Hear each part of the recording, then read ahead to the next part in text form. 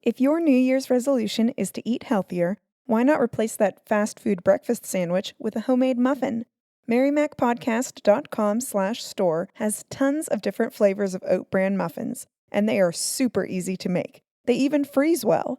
Check out MaryMackPodcast.com/store for oat bran muffin mixes that are low sugar, high fiber, and all delicious.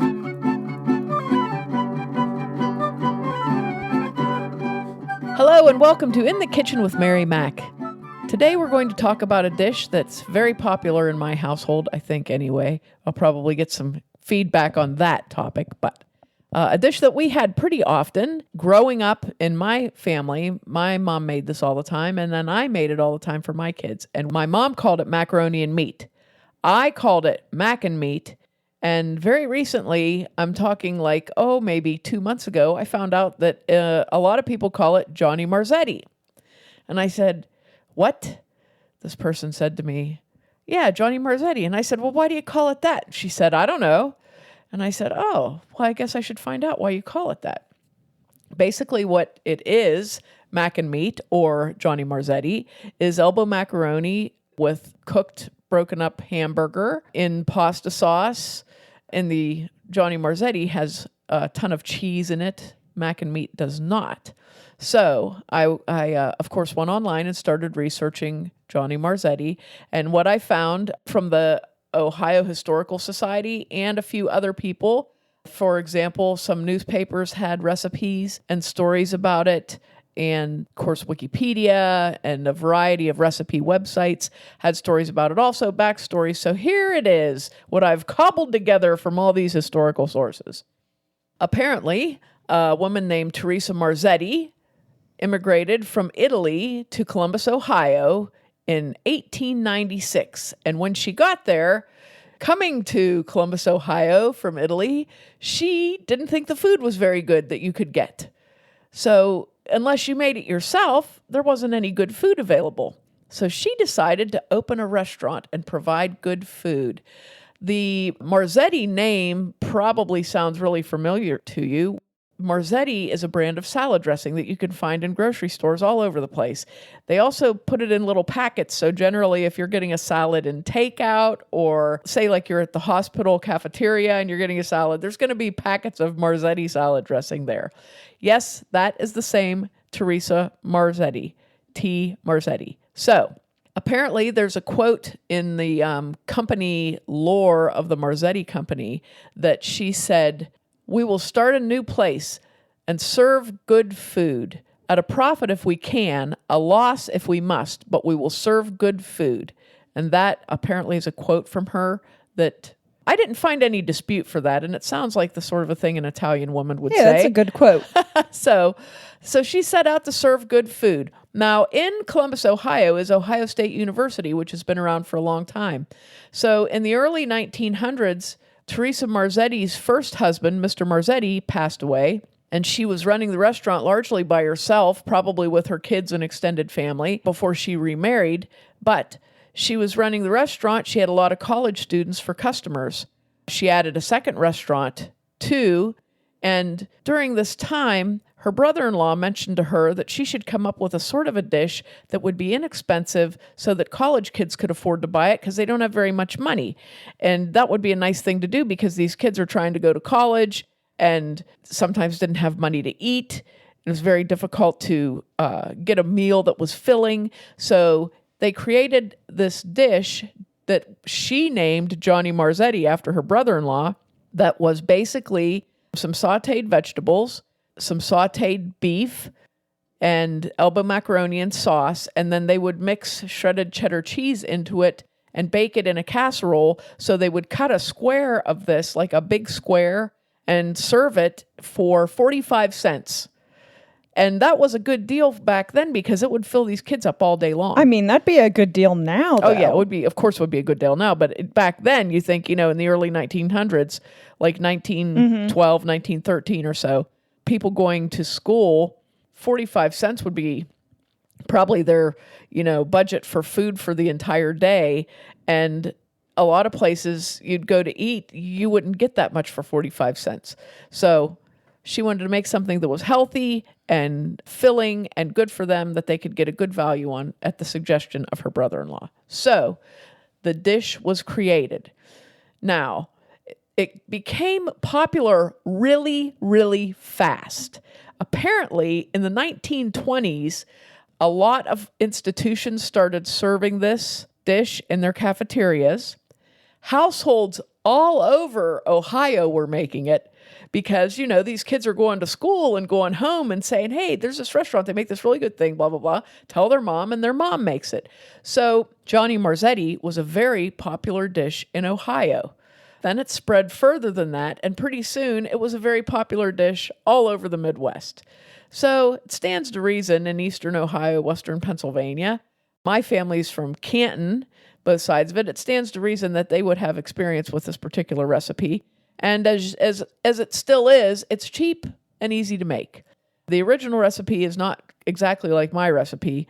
So, there's a little more ingredients in it, but still. And also my kids were picky, so I did change a little bit of stuff. But apparently, as a side note to this story, it's also very popular in the Panama Canal Zone, which I would assume has something to do with the military or, again, students from Ohio State carrying the recipe there. But people say that they believe that it was invented in the Panama Canal Zone, but it wasn't because it's named after a Marzetti. So again, it has a lot of little different names because Marzetti, it's just like that game of telephone. People lose it. So it's Johnny Bonzetti, Johnny Martini, all those sort of things. Johnny Martini? There's a lot of different names it's called.